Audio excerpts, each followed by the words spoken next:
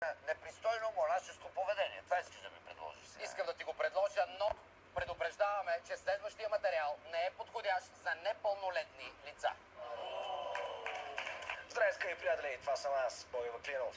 Спомняте си, че през 2013 гръмна гей скандала в Троянския манастир. Показахме ви шокиращи кадри. Сигурен съм, че не сте забравили кичка, която си развяваше члена по скайп. Застава работа. Балавата балона?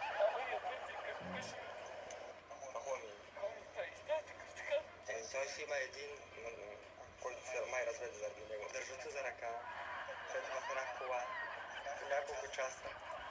Бе голяма любов. И разбира се, какафилка! Нека си припомним. Да не кажа 1,50%. Вие колко от вас? 6. Колко от вас? 4. Аз имам един видеоматериал, в който там много ясно се вижда как иеромонах Кирил Тодоров си показва член. Застава работа. Вие си показвате члена, за да покажете кожното си заболяване. Аз показвам член. Аз показвам скротума. Скротума. Застава работа.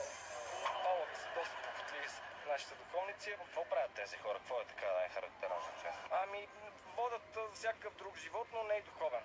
Това е най-характерно. Какво правят? Ами защото не може, има отец Филарет, който е примерно да си пред хора, които са в градинката, да си вдига расто и да се бие през оная работа и да казва ето я принцесата, ето я великата и да говори. Това е недостойно, разбирате. Защо питаш? Сега аз на свой ред да попитам. Айде сега да се прави. Ете какво те интересува? Те си го турка, секрет катун. Нови шокиращи разкрития в църковните среди. И то от източника, който разкри Троянската афера. Точно така. Слушам подробности, защо си тук при нас. Заставам за втори път пред камера с още по-неоспорими доказателства, за да мога да отворя очите на хората, които движат църквата, за да могат да видят какво се случва не само в Троянския манастир, в цяла България. Всъщност това, което казваш, почива на реални факти. Точно така, само че този път не мога да кажа, че кадрите са манипулирани, защото всичко се вижда едно към едно. Сега става въпрос за така известната какафилка, която Какафилка? Точно така.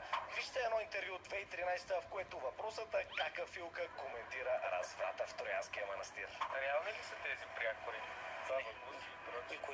Никой на никого по никакъв начин не е използвал такива прякори, такива имена. Не сме предполагали, че след нас има такова човече.